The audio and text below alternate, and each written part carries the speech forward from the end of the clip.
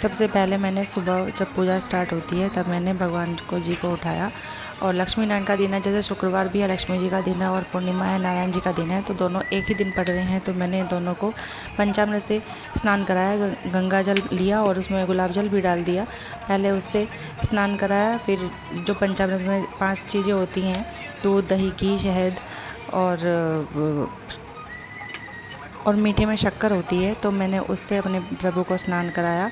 और पहले बूरा लिया, घी लिया और दही ली, शहद लिया और बाद में जल से, शुद्ध जल से स्नान कराकर उनको तैयार कराया, माला पहनाई, उन्हें सजाया और उनके आसन पर उनको विराजमान करा दिया। उसके बाद मुझे सत्यनारायण की कथा करनी है शाम को, उसकी मैं तैयारी कर रही हूँ। आइए मैं उसके बारे में आपको बताती हूँ। सार आटे का जो बनता है उसे हम कसार बोलते हैं, मैं वो बना रही हूँ। और मैंने ये देखिए चरणामृत भी बनाया है।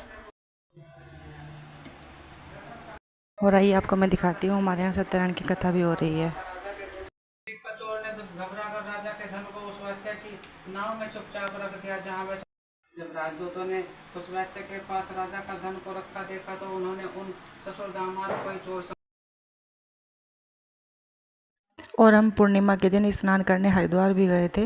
वहाँ मैं, मेरे पति और मेरा बेटा गए थे। बहुत भीड़ थी, इतना भीड़ थी कि जगह भी नहीं मिल रही थी स्नान करने के लिए। फिर भी मैं जैसे तैसे अपने बेटे के साथ गंगा जी में घुसी और स्नान किया।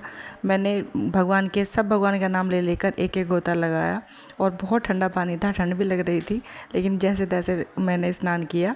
और हर हर गंगे के जय जयकार कर रहा था मेरा बेटा, उसे बहुत मज़ा आ रहा था। फिर हम स्नान करने के बाद वहाँ पर एक लक्ष्मी नारायण जी का मंदिर है, वहाँ पर भी गए। वहाँ पे पंडित जी बैठे थे, उन्होंने हमारे हाथ से एक संकल्प करवाया।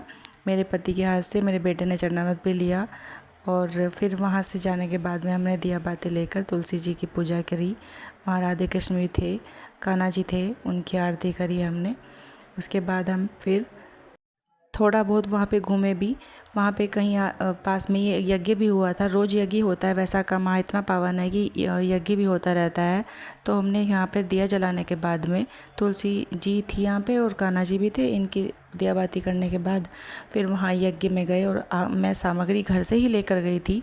तो मैंने, मेरे बेटे ने, पहले हमने गंगा जी में दिया बाती करके अपना फूल प्रवाहित किया और गंगा माता को प्रणाम किया। उसके बाद हम यज्ञ में सामग्री लेकर यज्ञ में आहुति देने के चले गए।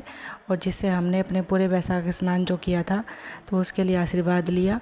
और अपने पति के लिए, अपने बच्चों के लिए, अपने घर में सुख शांति के लिए माता गंगा से, भगवान लक्ष्मी नारायण से प्रार्थना की कि हे प्रभु, मैं अपने पति के संग हमेशा स्नान करती रहूं और आपके दर्शन करने के लिए आती रहूं। हर हर गंगा। और यहाँ पर हम जहाँ पर यज्ञ हो रहा था वहाँ पे आ गए थे। पहले मेरे बेटे ने आहुतियाँ दी, फिर मैंने भी आहुति दी और मेरे पति ने भी दी। हम कैसे भी करके भीड़ में घुसकर यज्ञ में आहुति देकर आए हैं। पहले हमने गंगा माता को प्रणाम किया, लक्ष्मी नारायण को प्रणाम किया, फिर यज्ञ देवता को प्रणाम किया। और वैशाख जो स्नान किया था हमने, उसके लिए हमने प्रार्थना करी कि हर साल हम ऐसे ही स्नान करते रहें। और आपको समय लगे तो आप भी ज़रूर आइएगा। मेरे चैनल को लाइक सब्सक्राइब करिए और फिर मिलते हैं। राधे राधे।